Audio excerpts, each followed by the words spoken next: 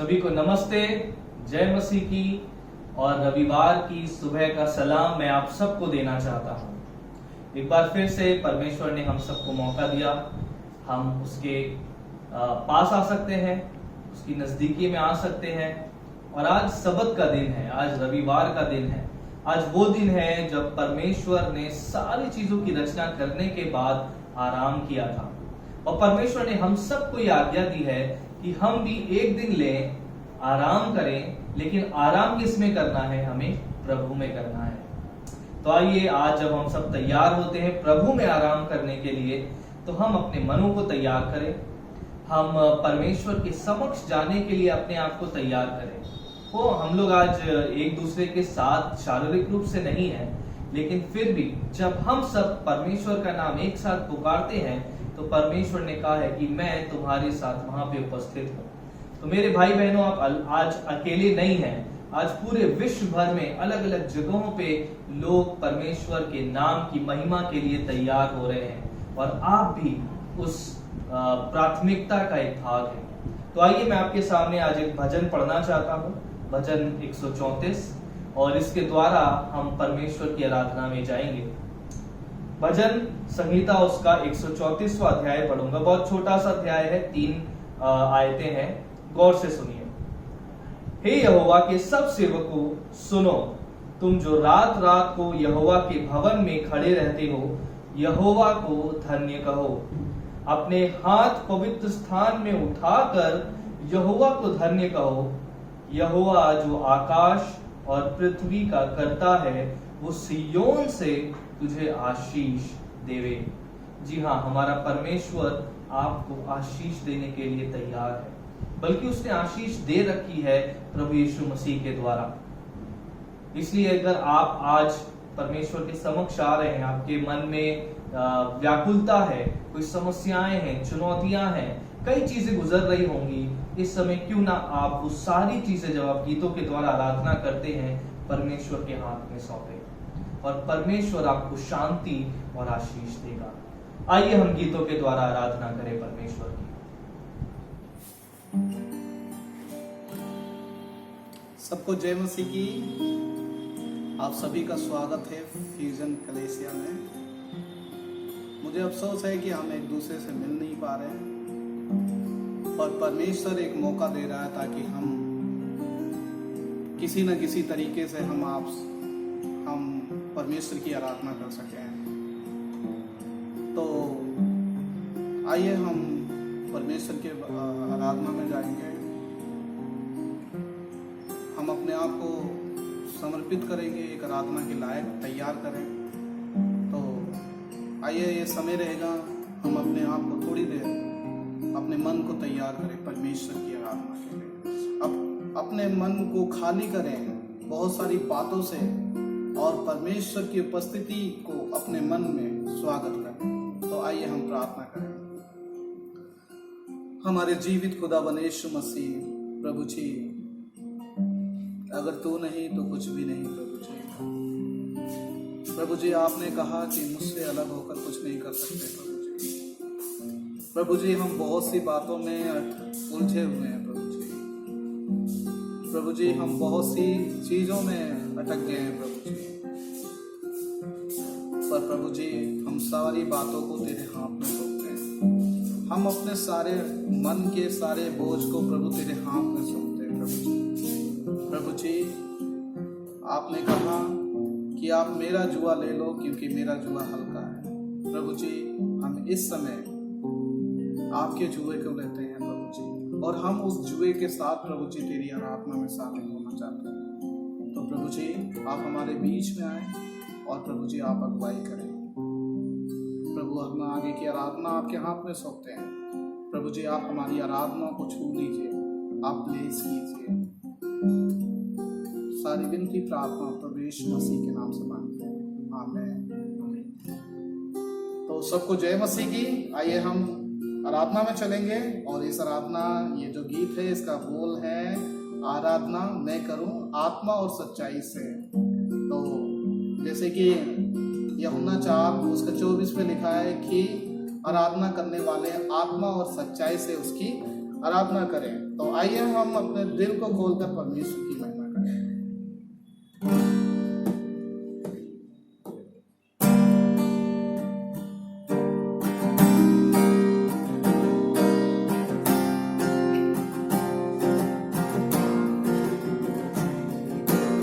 आराधना में करूं आत्मा सच्चाई से, आराधना में करूं जीवन के हर मोड़ पर, आराधना में करूं आत्मा सच्चाई से, आराधना में करूं जीवन के हर मोड़ की गहराई से, मन की सच्चाई से, दिल की गहराई से, मन की सच्चाई से, आराधना में आत्मा सच्चाई से, आराधना में करूं जीवन के हर मोड़ पर।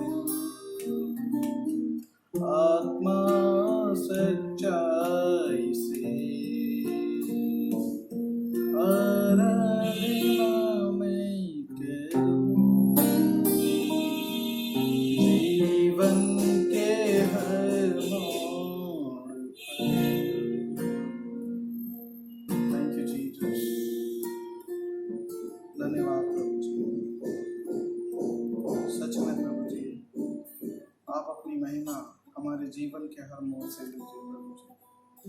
प्रभु आगे की आराधना में भी चलते हैं प्रभु, आप हमारी अगुवाई करें। तो आइए हम एक और गीत गाएंगे और इस गीत के बोल हैं तुम सा कोई नहीं। तो आइए हम इस आराधना में चलें परमेश्वर।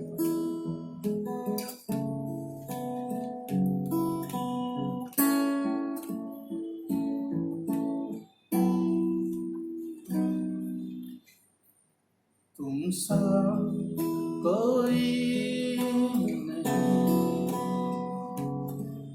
तुम सा कहीं नहीं, अब है पूरा तुम सा कहीं नहीं, तुम सा कोई नहीं, तुम सा कहीं नहीं, अब है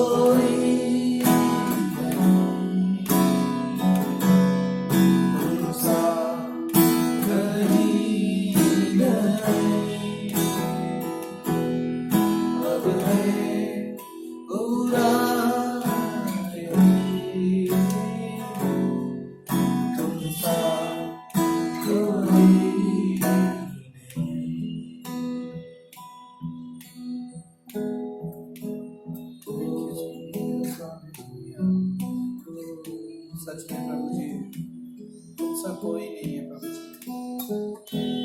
प्रभु जी, प्रभु सच में जो तू है, जो तेरे पास क्वालिटी है, वो किसी चीज में नहीं है प्रभु जी। आप हमारे जीवन में अगुवाई करें, आप हमारे जीवन में काम करें प्रभु जी। आराधना करने वाले हम नहीं, पर प्रभु जी तू है, तेरी आत्मा है प्रभु जी, जो हमें लीड करते हैं प्रभु जी। आगे के कामों में भी, आगे की सभा के लिए, आगे की चीजों के लिए भी आप अगुवाई करें प्रभु जी। हम प्रार्थना करते हैं कि प्रभु जी जितने भी लोग इस प्रोग्राम को देख रहे हैं प्रभु जी, होने दे कि प्रभु जी हर एक जीवन में तेरी आशीष का कारण हो प्रभु जी। हर एक जीवन को प्रभु जी आप बदलिए, हर एक जीवन में आप काम कीजिए प्रभु जी। उनके मन को बदलिए प्रभु, उनकी सोच विचार को बदलिए, उनके सभी चीजों में आप अगुवाई कीजिए प्रभु जी। आप उनको रास्ता दीजिए, आप उनको रास्ता दिखाइए प्रभु। आप ये सारी विनती प्रार्थना हमारे जीवित खुदावन यीशु मसीह के नाम से मांगते हैं, आमीन। सभी को जय मसीह की एक बार फिर से। मेरी आशा है कि आप सब ने परमेश्वर की आराधना का आनंद लिया होगा, परमेश्वर के साथ बातचीत करी होगी आराधना के द्वारा। और अब हम चलते हैं परमेश्वर के वचन के द्वारा आराधना करने में। उससे पहले मैं आप सबका स्वागत करना चाहता हूं हमारी इस कलीसिया में, जिसका नाम है फ्यूजन। फ्यूजन एक बहुसांस्कृतिक समुदाय है जो कि यीशु मसीह के सुसमाचार को जीने और बांटने और उसी के साथ साथ प्रार्थना करने के द्वारा प्रभाव डालने की ओर समर्पित है। हम आप सबके साथ आज आराधना में सहभागी होना चाहते हैं और हमें खुशी है कि आज आप हमारे साथ आराधना कर रहे हैं। बहुत ही जल्द हम जो है अपनी कलीसियाओं के द्वार खोलेंगे। हमारी कलीसिया जब तैयार होगी, बहुत सी गाइडलाइंस फॉलो करनी है, लेकिन सारी चीजों को फॉलो करने के बाद हम बहुत धीमे धीमे बहुत ही जल्द अपनी कलीसिया के द्वार को खोलेंगे ताकि हम सब जो है आराधना कर सके। लेकिन तब तक हम फिर भी साथ हैं, क्योंकि हम सबके मन साथ हैं और हमारा प्रभु हम सबके साथ है। वो हमें शिक्षा देने वाला प्रभु है। आज आप अगर हमारे बीच में पहली बार आए हैं, हम तहे दिल से आपका स्वागत करते हैं। मेरी आशा है कि आप परमेश्वर के प्रेम को और अधिक जान पाएंगे। आइए हम इसी के साथ साथ अब हम चलेंगे परमेश्वर के वचन के द्वारा आराधना में। और हम मत्ती रचित सुसमाचार का अध्ययन कर रहे हैं। हम लोग ने जो है काफी अध्यायों पे प्रचार सुन चुके हैं, कर चुके हैं, और उसी के साथ आज हम चलेंगे मत्ती उसके 13वें अध्याय में। तो यदि आपके पास बाइबल है, नहीं है तो आप बाइबल का प्रबंध कर लें और इसको पॉज कर लें, बाइबलों को ले आएं और उसके बाद हम परमेश्वर के वचन की ओर बढ़ेंगे। आइए, तो मैं आज आपके सामने पढ़ने जा रहा हूं मत्ती रचित सुसमाचार की पुस्तक, ये नए नियम में पाई जाती है, और इसका 13वां अध्याय हम पढ़ेंगे 1 से लेके 23 आयतों को। मत्ती रचित सुसमाचार उसका 13वां अध्याय 1 से लेके 23 आयतों को। आइए पढ़ते हैं। उसी दिन यीशु घर से निकलकर झील के किनारे जा बैठा और उसके पास ऐसी भीड़ इकट्ठा हुई कि वो नाव पर चढ़ गया और सारी भीड़ किनारे पर खड़ी रही, और उसने उनसे दृष्टांतों में बहुत सी बातें कही। एक बोने वाला बीज बोने निकला। बोते समय कुछ बीज मार्ग के किनारे गिरे और पक्षियों ने आकर उन्हें चुग लिया। कुछ बीज पथरीली भूमि पर गिरे, जहां उन्हें बहुत मिट्टी न मिली और गहरी मिट्टी न मिलने के कारण वे जल्द उगाए। पर सूरज निकलने पर वे जल गए और जड़ न पकड़ने से सूख गए। कुछ बीज झाड़ियों में गिरे और झाड़ियों ने बढ़कर उन्हें दबा लिया। पर कुछ बीज अच्छी भूमि पर गिरे और फल लाए। कोई 100 गुना, कोई 60 गुना और कोई 30 गुना। जिसके कान हो वो सुन ले। चेलों ने पास आकर उससे कहा, तू लोगों से दृष्टांतों में क्यों बात करता है? उसने उत्तर दिया, तुमको स्वर्ग के राज्य के भेदों की समझ दी गई है, पर उनको नहीं, क्योंकि उसके पास है जिसके पास है उसे दिया जाएगा और उसके पास बहुत हो जाएगा, पर जिसके पास कुछ नहीं है उससे जो कुछ उसके पास है वो भी ले लिया जाएगा। मैं उनसे दृष्टांतों में इसलिए बातें करता हूं कि वे देखते हुए नहीं देखते और सुनते हुए नहीं सुनते और नहीं समझते। उनके विषय में यशाया की भविष्यवाणी पूरी होती है, तुम कानों से तो सुनोगे पर समझोगे नहीं, और आंखों से तो देखोगे पर तुम्हें न सूझेगा, क्योंकि इन लोगों का मन मोटा हो गया है और वे कानों से ऊंचा सुनते हैं और उन्होंने अपनी आंखें मूंद ली हैं।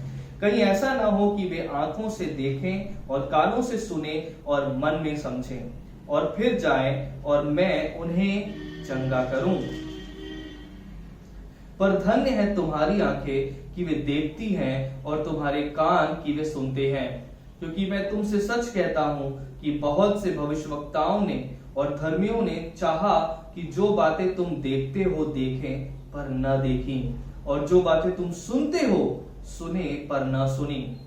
अब तुम बोने वाले के दृष्टांत का अर्थ सुनो। जो कोई राज्य का वचन सुनकर नहीं समझता, उसके मन में जो कुछ बोया जाता है उसे वो दुष्ट आकर छीन ले जाता है। ये वही है जो मार्ग के किनारे बोया गया था, और जो पथरीली भूमि पर बोया गया ये वो है जो वचन सुनकर तुरंत आनंद के साथ मान लेते हैं, पर अपने में जड़ न रखने के कारण वो थोड़ी ही दिन का है, और जब वचन के कारण क्लेश या उपद्रव होता है तो तुरंत ठोकर खाता है।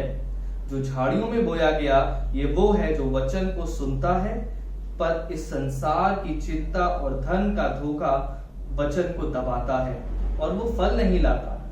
जो अच्छी भूमि में बोया गया ये वो है जो वचन को सुनकर समझते हैं और फल लाते हैं, और कोई 100 गुना, कोई 60 गुना और कोई 30 गुना। परमेश्वर अपने वचन के पढ़े जाने और सुने जाने पर आशीष दे। ये बहुत ही अच्छा वचन है। मेरे ख्याल से हम सब संडे स्कूल में एक गीत भी गाते हैं ना, वो वाला, आ गया एक बीज बोने वाला, आ गया एक बीज बोने वाला। हम सब इस गीत को जानते होंगे, नहीं जानते तो आप YouTube पे या कैसेट्स भी आती हैं। हम लोग छोटे थे तो इन गीतों को सुनते थे और बड़ा ही अच्छा लगता था कि कितनी अद्भुत कहानी है। लेकिन ये जो कहानी है ये हम सबको एक शिक्षा देने के लिए प्रभु यीशु मसीह ने दी है। उस समय आज से 2020 साल पहले जब यीशु मसीह थे संसार में, और वहां पे जो भीड़ थी उनके लिए है, उनके चेलों के लिए, और आज 2020 साल बाद भी ये जो शिक्षाएं हैं ये हमारे जीवन में लागू होती हैं। थोड़ा सा आपको बता दें कि आखिर ये इसका संदर्भ क्या है। इससे पहले अगर आप पढ़ेंगे वचनों में तो हम देखते हैं कि यीशु मसीह जो है उनका बपतिस्मा हुआ है। उसके बाद हम देखते हैं कि यीशु मसीह जो है प्रचार कर रहे हैं, अलग अलग जगहों पे जाके शिक्षा दे रहे हैं। इससे पहले हम देखते हैं कि सबत के दिन के बारे में हम यीशु मसीह को देखते हैं कि यीशु मसीह दिल की बात करते हैं, क्योंकि जितने भी धर्म गुरु थे उस समय वो जो है वो नियम और कानून के बारे में बात करते थे, लेकिन मन के अंदर उनके नियम और कानून या परमेश्वर का प्रेम नहीं था। और सबत के दिन यीशु मसीह कुछ चंगाई करते हैं, कुछ छोटे मोटे काम करते हैं और वो दोष लगाते हैं, और वहां हम देखते हैं कि वो प्रभु यीशु मसीह सबत के बारे में शिक्षा देते और बताते हैं कि मैं ही वो परमेश्वर हूँ। उसके बाद हम देखते हैं पिछले अध्याय के आखिर में कि प्रश्न उठता है कि परिवार कौन है ना, क्योंकि यीशु मसीह की माता और उसका भाई भीड़ में खड़े होते हैं जब यीशु मसीह शिक्षा दे रहे हैं, और वहां पे यीशु मसीह शिक्षा देते हैं कि जो मुझ पे विश्वास करता है वो मेरे परिवार का है। कोई जरूरी नहीं है कि मेरे से जन्मा ही होना चाहिए शारीरिक रूप से, लेकिन आत्मिक रूप से जन्म लेना जरूरी है, तब तुम मेरे परिवार के हिस्सा में शामिल हो जाओगे। और फिर अब हम यहाँ पे देखते हैं कि नदी के किनारे बहुत सी भीड़ जमा हो गई है। सब लोग बड़े ही उत्साहित होते हैं क्योंकि यीशु मसीह एक बहुत अच्छे शिक्षक थे, और वहां पे एक नाव होती है, और क्योंकि भीड़ इतनी होती है तो यीशु मसीह को थोड़ा ऊंचे पे खड़े होना आवश्यक होता है, तो वो नाव के ऊपर खड़े हो जाते हैं, और फिर वहां से वो इस दृष्टांत के द्वारा शिक्षा दे रहे हैं। अब दृष्टांत क्या होता है? दृष्टांत एक तरह की कहानी होती है, एक वो कहानी होती है जिसमें एक शिक्षा देने का प्रयास किया जाता है। और यीशु मसीह दृष्टांतों में बहुत बात करते थे, क्योंकि उस तरीके से वो लोगों के दिलों में बात कर सकते थे। वो आम चीजें होती थी, आम कहानियां होती थी जो रोजमर्रा के जीवन में हम सबके जीवन में होता है, उसी को लेके यीशु मसीह एक कहानी बताते थे और एक शिक्षा देने का प्रयास करते थे।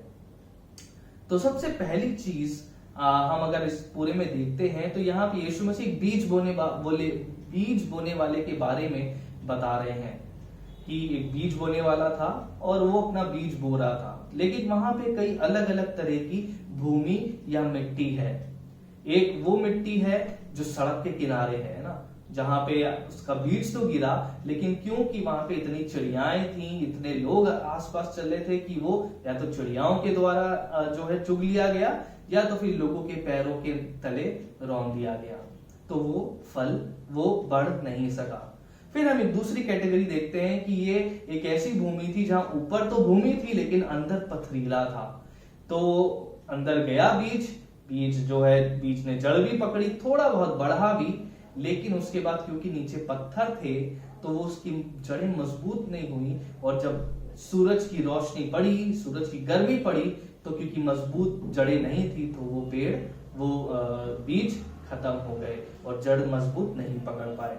उसके बाद हम तीसरी चीज पे आते हैं, और ये वो भूमि है जहां पे जंगली झाड़ियां थी, और यहाँ पे झाड़ियां हैं ढेर सारी, उसके बीच में बीज गिर गए, और जैसे ही बीज थोड़ा थोड़ा पकड़ने लगे ही थे कि झाड़ियों ने दबोच लिया। इतनी झाड़ियां थी कि वो बीज उग नहीं पाए और उन झाड़ियों में ही कहीं वो खत्म हो गए। लेकिन आखिरी भूमि जो है, ये भूमि सबसे उत्तम भूमि थी, जहां पे कोई भी तरह की समस्या नहीं थी, और बीज ने मजबूत जड़ें पकड़ी और बीज बढ़ता गया और ऐसा बढ़ा कि एक बीज 100 गुना फल लाया, कोई बीज 60 गुना फल लाया, कोई बीज 30 गुना फल लाया, लेकिन सब के सब बढ़े। और इसी के द्वारा यीशु मसीह हम सबको बताना चाहते हैं कि आखिर हमारा विश्वास, हम किस प्रकार की भूमि है। तो मेरा आज आप सबसे जो हमें सुन रहे हैं प्रश्न है कि हम किस प्रकार की भूमि है आज। क्या हम वो पहले नंबर की भूमि है जहां पे बीज गिराया गया, लेकिन वहां शैतान ने आके बीज को चुरा लिया। जी हाँ, शैतान जो है वो परमेश्वर के खिलाफ निरंतर कार्यरत करता है, और आपके और हमारे खिलाफ भी कार्यरत है। और वो जैसे ही अच्छा बीज कहीं गिरता है, परमेश्वर का वचन बताया जाता है, तो वो तुरंत हमारे मन से उस चीज को चुराने के लिए आ जाता है, अविश्वास लेके आ जाता है, ताकि हम बढ़ ना सकें। क्या आप सावधान हैं जब परमेश्वर के वचन का बीज आपके जीवन में बोया जाता है? क्या आप सावधान हैं कि कहीं शैतान ना चुरा ले अपनी चिकनी चुपड़ी बातें करके? क्या हम पहली भूमि पे हैं जहां पे बीज गिरा और चुरा लिया गया, या फिर हम वो दूसरी भूमि पे हैं जहां पे थोड़ी जड़ें तो पकड़ी, लेकिन पत्थरों ने क्या किया? दबा दिया। अब ये पत्थर क्या है? ये जो पत्थर है, ये वो चीजें हैं कि जो हमें जब कठिनाइयां आई, समस्याएं आई, तो हम मसीह में खड़े ना रह पाए। हमारी नींव क्या है? हमारे प्रभु यीशु मसीह पे विश्वास की नींव क्या है? यीशु मसीह ने एक दूसरा दृष्टांत दिया था कि एक बुद्धिमान था, उसने चट्टान पर अपना घर बनाया, लेकिन एक जो मूर्ख था उसने रेत पे घर बनाया। वर्षा आई, पानी गिरा, लेकिन जो चट्टान, जो मजबूत नींव का घर था, वो खड़ा रहा, लेकिन जो रेत पे था वो घर ढह गया। क्या हमारा विश्वास किस नींव पे है? क्या हमारा विश्वास एक ऐसी नींव पे है जो रेत के समान है? हम थोड़ी देर उत्साहित हुए, प्रभु यीशु मसीह का कितना अच्छा वचन सुना है आज हमने, लेकिन जैसे ही कठिनाइयां आई हम भाग निकले, कह रहे यीशु मसीह पे विश्वास हम नहीं कर सकते, बड़ा कठिन है। क्या हम जो है अपना विश्वास भावनाओं पे करते हैं? आज हम खुश हैं अंदर रूप से, मेरे साथ कुछ अच्छा हुआ तो बहुत अच्छी बात है, हालेलुया। लेकिन जैसे ही कठिनाइयां आई, अरे ये सब कुछ नहीं होता भाई, ये सब बात फिर बेकार की बातें हैं। या फिर शायद जीवन में चंगाई के द्वारा आप विश्वास कर रहे, अरे प्रभु यीशु मसीह ने चंगा किया मेरे परिवार को या मुझे, लेकिन जैसे ही दोबारा चंगाई नहीं हुई तो हम भाग निकले।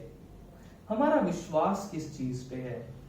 या कई बार ऐसा होता है कि हम अपने अगुओं पे, अपने पासबान के ऊपर विश्वास करते हैं। हाँ, ये पासबान बहुत अच्छा बोलते हैं, ये देखने में बड़े लंबे चौड़े हट्टे कट्टे से हैं, तो हाँ ये मतलब ये अच्छे हैं। लेकिन वहीं कोई दूसरा व्यक्ति आ गया जो शायद उतना इन्फ्लुएंशियल नहीं है, उतने असरदार नहीं है, तो हम विश्वास से भाग जाते हैं। हमारा विश्वास की नींव क्या है आज? जरूरी है कि हमारा विश्वास की नींव स्वयं प्रभु यीशु मसीह, उनका वचन और उनकी पवित्र आत्मा होनी चाहिए। तब हम जब उस मजबूत नींव पे खड़े होंगे तो वो नींव चाहे कितना भी उस पे चीजें होए, लेकिन हमारा घर टिका रहेगा। लेकिन अगर हम प्रभु यीशु मसीह पर नहीं विश्वास कर रहे हैं, उसके वचन में नहीं बढ़ रहे हैं, पवित्र आत्मा से परिपूर्ण नहीं है, तो हम ढह जाएंगे। उस जिस प्रकार से जब सूरज की किरणें पड़ी उस बीज पर तो वो ढह गया। क्या आप आज उस तरह की भूमि है जो पथरीली है? जांचने की आवश्यकता है। तीसरी बात है, ये वो भूमि है जहां पे सब कुछ अच्छा था लेकिन बहुत सी झाड़ियां थी। ये झाड़ियां क्या दर्शाती है? यीशु मसीह बताते हैं कि ये संसार की चिंता, संसार का लोभ, धन का लोभ, ये सारी चीजें इस झाड़ी के समान है कि जहां पे वचन बीज गिरा, बीज ने बढ़ना भी शुरू किया, लेकिन क्योंकि हमारा ध्यान प्रभु में नहीं है, हमारा ध्यान है हम संसार में कैसे अच्छा जीवन बिता सकें। मेरे पास अच्छी गाड़ी हो सके, अगर साइकिल है तो हमारी इच्छा होगी कि मेरे पास मोटरसाइकिल हो, मोटरसाइकिल है तो गाड़ी हो, कार है तो अच्छी वाली गाड़ी हो, अच्छी वाली गाड़ी है तो उसके बाद विमान में हमारे पास हो, जेट प्लेन हो, जेट प्लेन है तो उसके बाद कुछ और होगा। लेकिन इस तरीके से हमारी लालसाएं बढ़ती जाती हैं। या फिर हम परिवार है, यार मुझे अपने बच्चे करने हैं, मुझे अच्छी नौकरी चाहिए, सरकारी नौकरी होनी चाहिए, और पूरा का पूरा जीवन हमने पूरा का पूरा ध्यान केवल हमारे इस अस्थायी जीवन के ऊपर बिताया। लेकिन हमारी जो स्वर्गीय मानसिकता थी, जो प्रभु यीशु मसीह ने हमें मानसिकता दिखाई है, उसके बारे में हमने नहीं सोचा। और इसलिए हम चाहते हुए भी परमेश्वर से हम दूर हो गए, क्योंकि वो झाड़ियां जो संसारिक चीजों की झाड़ियां थी, उसने हमें तबाह कर दिया। लेकिन हमारा प्रभु यीशु मसीह का एक वादा है मत्ती 6:33 में कि तुम मेरे राज्य और धार्मिकता की खोज करो और बाकी सारी चीजें जो तुम्हारी आवश्यकता की है इस संसार में मैं तुम्हें पूरी करूंगा। हमारे प्रभु यीशु मसीह के पास कोई प्रॉपर्टी नहीं थी, उनके पास कोई धन दौलत नहीं थी, लेकिन हमने कभी भी वचन में नहीं सुना कि यीशु मसीह भूखे रहे, यीशु मसीह गरीबी में थे। हमेशा परमेश्वर ने सारी आवश्यकताओं की पूर्ति करी है। वो आपकी और हमारी आवश्यकताओं की पूर्ति भी करने के लिए तैयार है। लेकिन अगर हम अपना पूरा जीवन इस पृथ्वी पे ही फोकस कर देंगे, केंद्रित कर देंगे, तो ये हमारे लिए हार है। क्योंकि परमेश्वर कहता है कि तुम सांसारिक नहीं परंतु तुम स्वर्गीय बातों की खोज करो।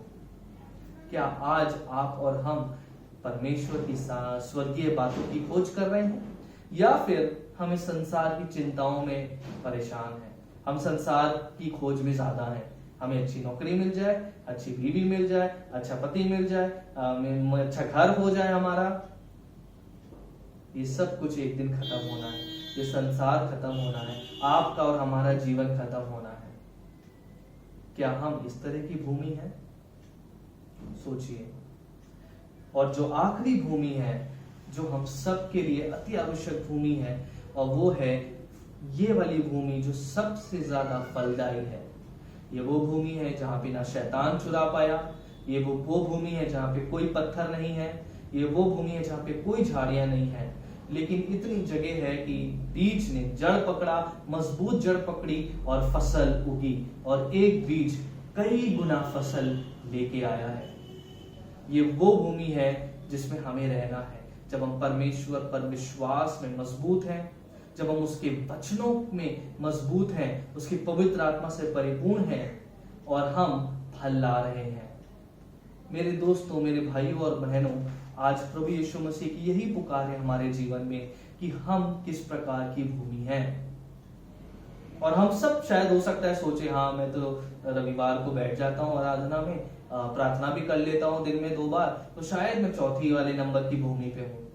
मेरे भाइयों और बहनों, जरूरी है कि हम अपने कार्यों पर ध्यान दें कि आखिर हमारे कार्य कैसे हैं। क्या वो उस भूमि के समान है जो फलदायी है, या फिर हमारे भी कार्य उन बाकी भूमियों की समान है जो अलग अलग समस्याओं में गिर के टूट जाती है। परमेश्वर आज आपसे उस चौथी नंबर की भूमि बनने के लिए पुकार रहे हैं। क्या हम उस मजबूत भूमि में जिसमें बीज गिरेगा और फलदायी होगा तैयार है कि नहीं? दूसरी बात, प्रभु यीशु मसीह में एक विशेष प्रकाशन होता है। यहाँ पे हम देखते हैं कि प्रभु यीशु मसीह जब अपने चेलों से बात करते हैं, कहते हैं कि तुम्हें वो प्रकाशन मिला है जो बाकियों को नहीं मिला है, और वो है हमारे प्रभु यीशु मसीह, जो स्वयं परमेश्वर मसीहा इस संसार में आया और उसने इस संसार के जगत के पापों के लिए अपने आप को बलिदान कर दिया। ये सबसे बड़ा उत्तम प्रकाशन है। पुराने नियम में भी बड़े बड़े भविष्यवक्ता थे, परमेश्वर ने चमत्कार के उनके द्वारा, लेकिन परमेश्वर का पूर्ण प्रकाशन केवल और केवल प्रभु यीशु मसीह हुए, और जो आज आपको और हमें भी प्रकाशित हुए हैं। और हम सब के लिए कितनी गर्व की बात है कि परमेश्वर ने हम सबको चुना है कि हम उसके प्रकाशन को देख सकें। और यीशु मसीह कहते हैं कि जिसको प्रकाशन मिला है उसे और दिया जाएगा। हम खोज करते रहें और परमेश्वर अपने बारे में हमें और बताएगा। लेकिन अगर हम प्रभु यीशु मसीह को नकार देते हैं, उनसे दूर चले जाते हैं, तो जो भी कुछ प्रकाशन था वो शैतान आके चुरा लेगा और हमारे पास कोई आशा नहीं होगी। इसलिए जरूरी है कि हम परमेश्वर में बने रहें, उसके प्रकाशन की, उसके आत्मा के फलों की, आत्मा के वरदानों की इच्छा रखें, ताकि परमेश्वर हमें और प्रकाशित करे और अपनी महिमा हम सब पर चमकाए। एक उदाहरण के द्वारा मैं समझाना चाहूंगा कि प्रकाशन का क्या मतलब होता है।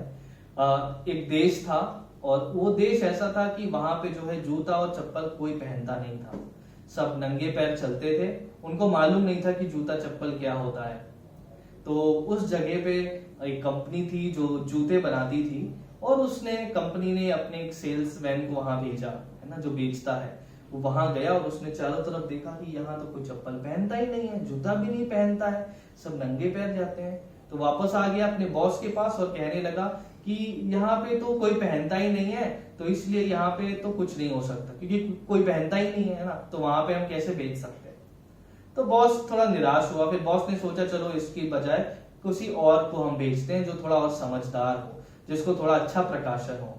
तो वहां देखते हैं कि दूसरा सेल्समैन जो है इसको भेजा जाता है, और वो वहां ऐसे चारों तरफ देखता है लोगों को, और बड़ी खुशी से अपने बॉस को कॉल करता है कि बॉस, आपने तो मुझे इतनी अच्छी जगह भेजा है, यहाँ पे कोई भी जो है वो जूता चप्पल नहीं पहनता है, आप ढेर सारा जूता चप्पल भिजवा दो, मैं सबको सिखा दूंगा कि जूता चप्पल पहनने का क्या फायदा है, और हमारा बिजनेस तो यहाँ बहुत अच्छे से सेट हो जाएगा।